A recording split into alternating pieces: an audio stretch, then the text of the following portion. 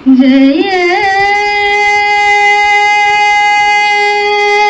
श्री कृष्ण चैतन्य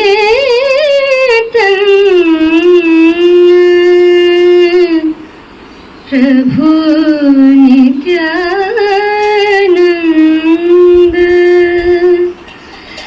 श्री अद्वैत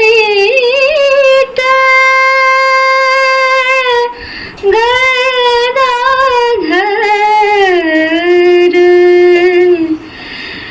हरि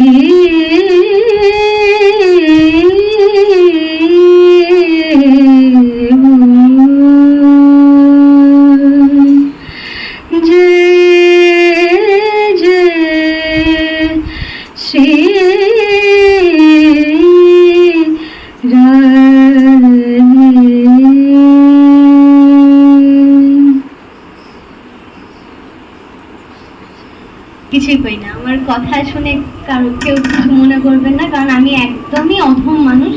সেখান থেকে দাঁড়িয়ে এই কৃষ্ণ কথা বলবার মতন যোগ্যতা সাংঘাতিক রকমের একটি রেসপন্সিবিলিটি।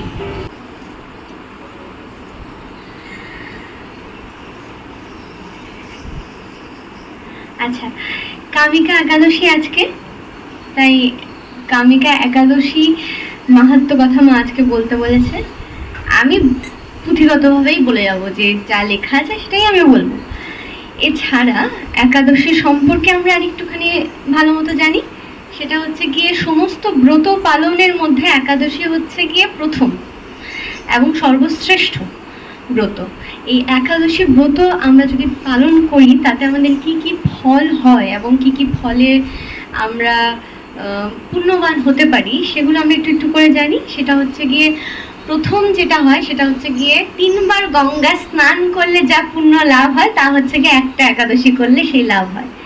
ঠিক আছে, কোনো গরিব বা দুঃখী মাতার কোলে যদি আমি স্বর্ণ দান করি তাতে যা পুণ্য লাভ হয় সেটি একটি একাদশী করলে তা লাভ হয়। আর সহস্র সহস্র পাপের যা বোঝ, সেই বোঝকে যদি কোনোভাবে আমরা নিবারণ করতে চাই, কাটাতে চাই, সেটি হচ্ছে কি একাদশীর দিনকে আমরা ব্রত পালন করে যদি একটি তুলসী দলের থেকে একটি মাত্র তুলসী পাতা আমরা শ্রীকৃষ্ণের চরণে দিই, তাহলে সেই সহস্র সহস্র পাপের ভোগ থেকেও আমরা নিজেদেরকে বাঁচাতে পারি, সেই সমস্ত কিছু নষ্ট হয়ে যায়। ঠিক আছে, আর আজকের একাদশী তো সাংঘাতিক ভাবে আজকের দৈবিক, কারণ হচ্ছে গিয়ে প্রথমত এটি হচ্ছে গিয়ে শ্রাবণ মাসে কৃষ্ণপক্ষের প্রথম একাদশী, এবং সব থেকে বড় জিনিস হচ্ছে কি অলৌকিক জিনিস হচ্ছে কি এটি সোমবারে পড়েছে। সোমবার হচ্ছে মহাদেবের দিন। তো মহাদেবের শিবের, শ্রাবণ মাসও শিবের, তো মহাদেবের এই সোমবারের দিনই কামিকা একাদশী পড়েছে। এবার কামিকা একাদশী যে কত বড়, একাদশীর মধ্যে থেকেও যে এক একটা একাদশী তো সাংঘাতিক মাহাত্ম্য থাকে, তার মধ্যে থেকে কামিকা একাদশী হচ্ছে গিয়ে নামটাতেই আমরা বুঝতে পারি কামিকা মানে কামনা বাসনাকে যিনি আমাদের পূর্ণ করে। তবে হ্যাঁ, যদি ভুলভাল কেউ কামনা করে সেটা কিন্তু পূর্ণ হবে না। হ্যাঁ, ভুলভাল কামনা, কৃষ্ণ প্রাপ্তির জন্য, কৃষ্ণকে লাভ করার যে কামনা আমাদের জাগে মনের ভেতরে, সেই কামনা কিন্তু আমাদের এই কামিকা একাদশী একবার পালন করলেই ভগবান সন্তুষ্ট হয়ে যায়। ঠিক আছে, হ্যাঁ, প্রেম ভক্তি।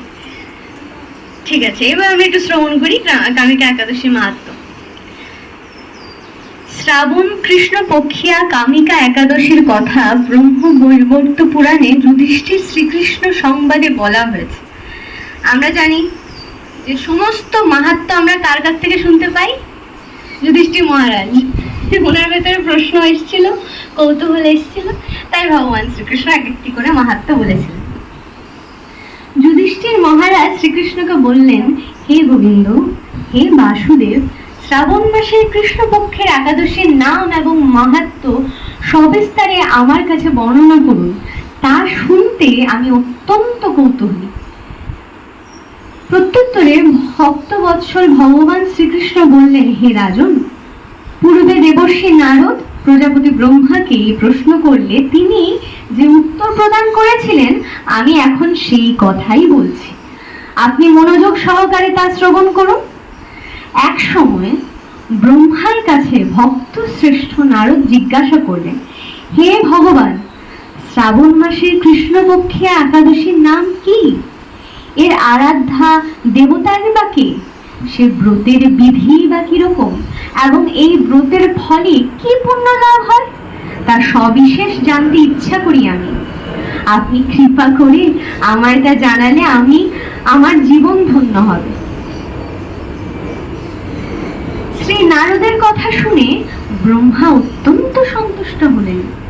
তিনি বললেন, হে বৎস, জগৎ জীবের মঙ্গলের জন্য আমি তোমার প্রশ্নের যথাযথ উত্তর দিচ্ছি, তুমি তা শ্রবণ করো। শ্রাবণ মাসের কৃষ্ণপক্ষে একাদশী কামিকা নামে জগতে প্রসিদ্ধা। এই একাদশীর মাহাত্ম্য শ্রবণে বাজপেয় যজ্ঞের ফল লাভ হয়। ভগবান শ্রীহরির পূজা অর্চনা অপরিমিত পুণ্য ফল প্রদান করে। গঙ্গা, গোদাবরী, কাশী, নৈমিষারণ্য, পুষ্কর ইত্যাদি তীর্থ দর্শনের সমস্ত ফল একমাত্র কৃষ্ণ পূজার মাধ্যমে কোটি গুণ লাভ করা যায়। এই প্যারাগ্রাফ, এই স্ট্যান্ডা থেকে আরেকটা জিনিস আমরা জানতে পারি যে একাদশীর জন্য, একাদশী ব্রত কথা শ্রবণ করা মাত্রই যত রকমের তীর্থস্থান আছে সেখানে গিয়ে আমরা পরিক্রমা করতে যাই। তীর্থস্থানে পরিক্রমা করলে সেখান থেকে একটি পুণ্য লাভ হয়। সেই পুণ্য লাভও কিন্তু আমাদের ওখানে গিয়ে করতে হয় না। মা একটি কথা বলেন পাঠে, একটা হচ্ছে গিয়ে স্থান বৃন্দাবন, আরেকটা হয় মন বৃন্দাবন। যার ফলে সেই জিনিসটাই বলা হয়েছে যে সেটার ক্ষেত্রেও এই জিনিসটা খাটে যে একটা হয় স্থান তীর্থ, আরেকটা হয় মন তীর্থ। তাই একাদশী করলে কিন্তু মনের ভেতরে যে তীর্থস্থানগুলো আমাদের আছে সেগুলোর থেকেও আমাদের পরিক্রমা হয়ে যায় একাদশী করলে নিষ্ঠাভাবে।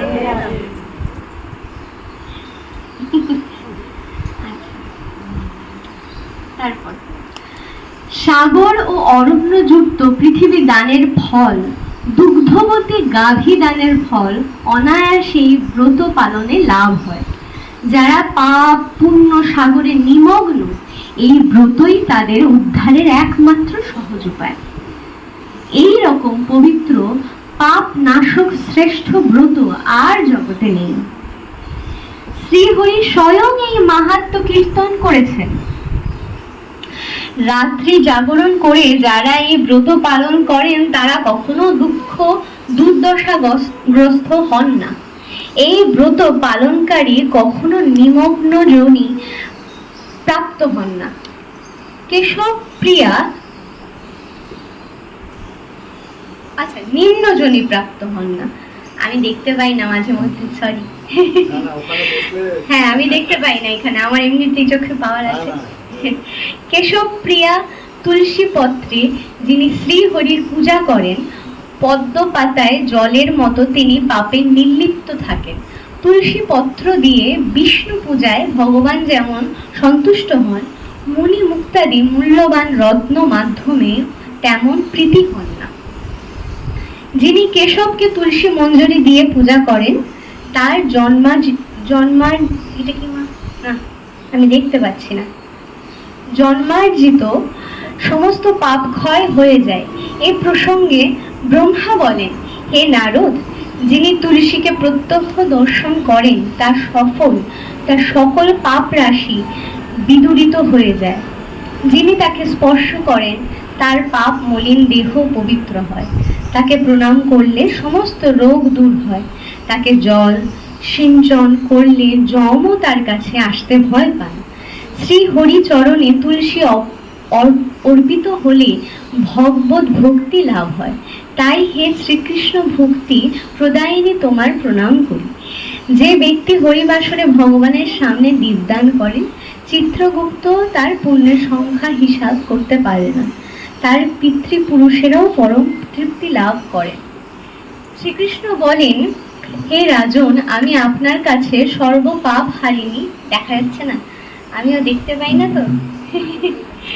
শ্রীকৃষ্ণ বললেন, হে রাজন, আমি আপনার কাছে সর্বপাপ হারিনি কামিকা একাদশীর মাহাত্ম্য বর্ণনা করলাম। অতএব যিনি ব্রহ্ম হত্যা, ভ্রূণ হত্যা, পাপ বিনাশিনী মহাপুণ্য ফলদায়ী এই ব্রত পালন করবেন ও এই মাহাত্ম্য শ্রদ্ধা সহকারে পাঠ অথবা শ্রবণ করবেন, তিনি সর্বপাপ থেকে মুক্ত হয়ে বিষ্ণু লোকে গমন করবেন। আচ্ছা, একটা গল্প বলি, গল্পই বলি, ঠিক আছে? কামিকা একাদশীর মাহাত্ম্য তো আমরা জানলাম। কামিকা একাদশীর মাহাত্ম্যর পাশাপাশি আমরা একটি গল্প শুনি কামিকা একাদশী সম্পর্কে। একবার কোনো এক যুদ্ধবীর রাজা, তিনি ছিলেন যুদ্ধে সবসময় জয়ী, ঠিক আছে, এবং তার সাথে সাথে তার পাশাপাশি তার বাণিজ্য যা যা আছে, জমিদার বংশের রাজা ছিলেন, তো ওনার যে সমস্ত বাণিজ্য আছে সে সমস্ত কিছু খুব ভালো মতে ফলন হতো, সবকিছু খুব ভালো হতো। তাতে করে কি হতো, একদিনকে উনি যুদ্ধে যখন আক্রমণ করেন, ওনার হাতে ভুলবশত একজন ব্রাহ্মণের হত্যা হয়, ঠিক আছে, ভুলবশত একটি ব্রাহ্মণের হত্যা হয়। কিন্তু হত্যা হওয়ার ফলে যেটা হয়, বলে না অবঘাতে মৃত্যু হলে তো সেই আত্মার শান্তি হয় না। রাজন নিজের হাতেই কিন্তু সেই সেই ব্রাহ্মণ যিনি ছিলেন তার সৎকার করেছিলেন, কিন্তু তাতেও না অপঘাতে মৃত্যুর একটা ফল হয়।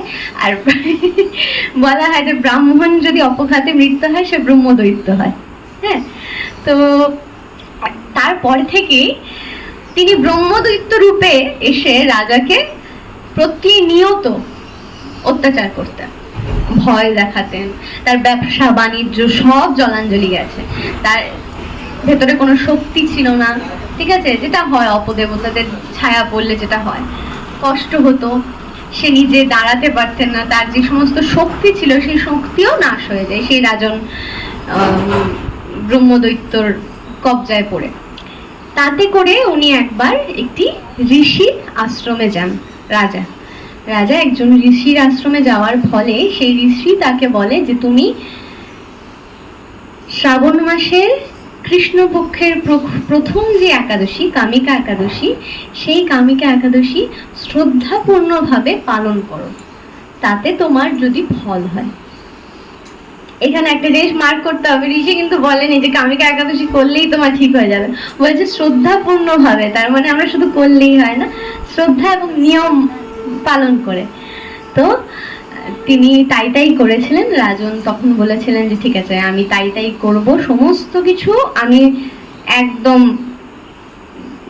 দেখে শুনে, একাদশী যেটাকে আমরা বলি যে একটাও যাতে ভুল না হয়। অনেকেই কিন্তু নিয়ম থেকে বেরিয়ে গিয়ে একাদশী করি আমরা, অনেক সময় ভুলবশত হয়, জেনেও করি না জেনেও করি, কিন্তু উনি একদম ভুল না করে নিয়ম মাফিক ওই একাদশী পালন করেছিলেন।